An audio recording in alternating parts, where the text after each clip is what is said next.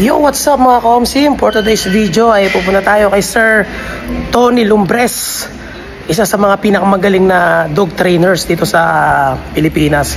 So certified rin siya, international dog trainer. Dito lang yan sa Purok 5, Barangay Sulpok, Tanawan City, Batangas.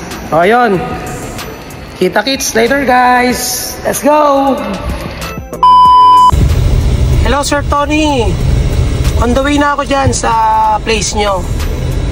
Opo, handa na akong paturuan sa inyo yung aking German Shepherd na si Bella. Alright, see you. Thank you so much. Bye-bye. Okay guys, nandito na tayo sa gate ng Villa kanina. So dapat bubusin na tayo or tatawag muna tayo for safety. Tapos hintay tayo ng susundo.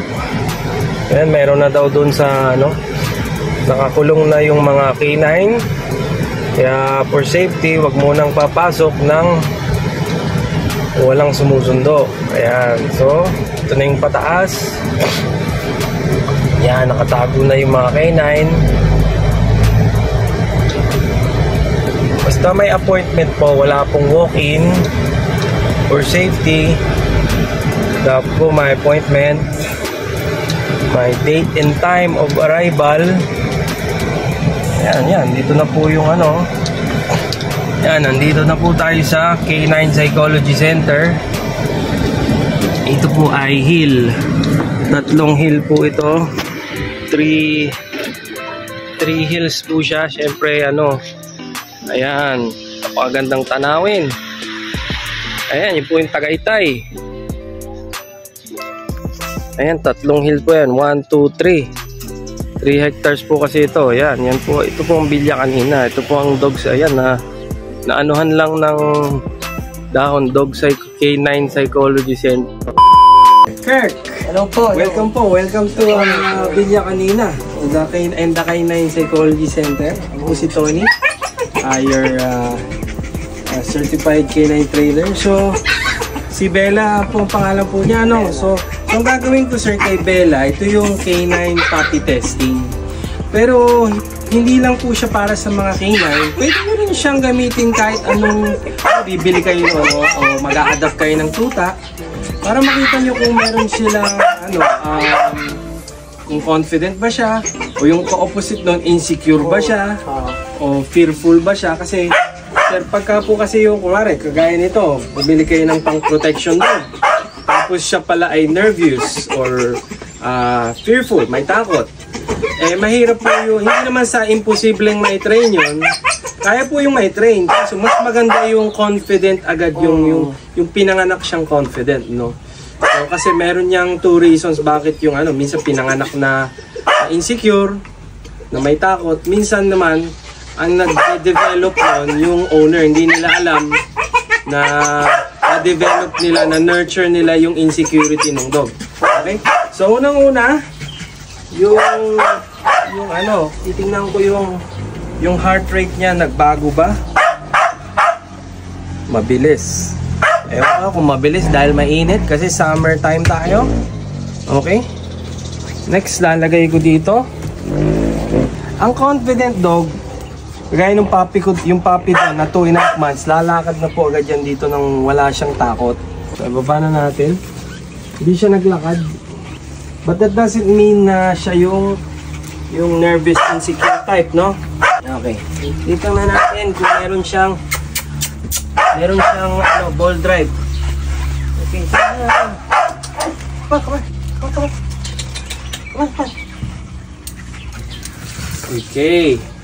So, ang purpose po ng ball drive, mga aso, yan po kasi yung tinitingnan natin sa initial testing kung ang capability niya ba is for detection, meaning yung mga explosive detection dog or narcotics detection dog. So, dahil ang tawag po doon ay prey drive, so may hinabol niya, so may prey drive po siya, may ball drive po siya, pero hindi pa siya malakas.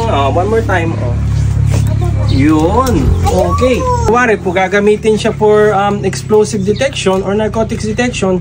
Pagka po siya yung mga 9 months or 1-year-old, pwede na po siyang isabak doon, no? Yun po yung recommended po ha. Hindi ko sinasabing depende po yan sa trainer, pero yung sa amin sa certification, yun yung recommended age. Ito naman yung grip test. Titingnan ko po kung siya ay naturally gusto niyang yan, yan. Okay, yun. Meron siyang interest. Okay, not so high. Maybe, tingnan natin. Hindi ko muna agad bibigay. Ayun. Okay. So pag ganyan, huwag natin munang sasawayin. Kasi kung i-train po natin siya for protection, syempre kailangan ini-enjoy na to. Kaso, wag niyong hihigitin kasi masasaktan siya. Hindi na siya kakagat. Ayaw niya nang kumagat pagka no. So ini-encourage ko po talaga siya kung purpose nung puppy na pag-adapt ng puppy is in the future is protection dog. Yan po yung test kong ginagawa. Yan So nakita niyo man pag sinabi kasi ng nila, oy, naglalak yung jaw, wala sa pitbull.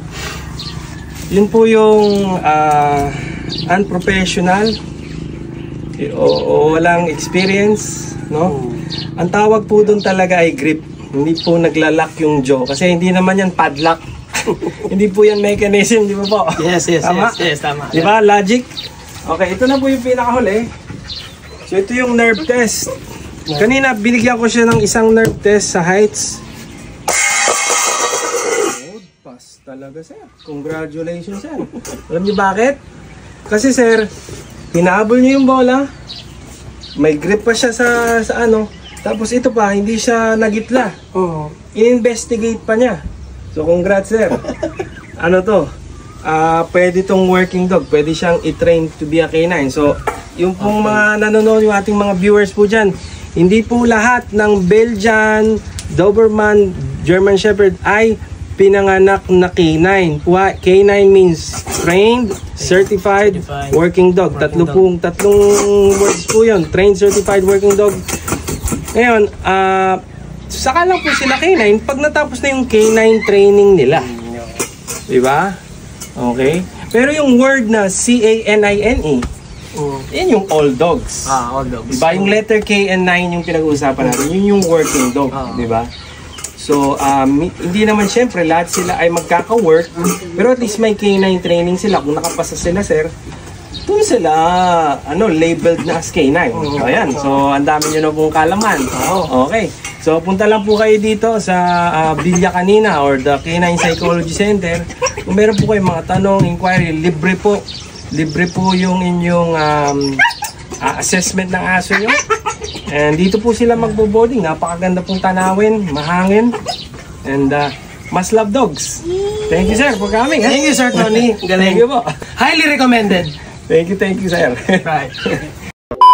Huwag kang matakot, kaya ituloy mo lamang. Kahit maupog o maputik ang daanan, yeah. Kaya ituloy mo lang.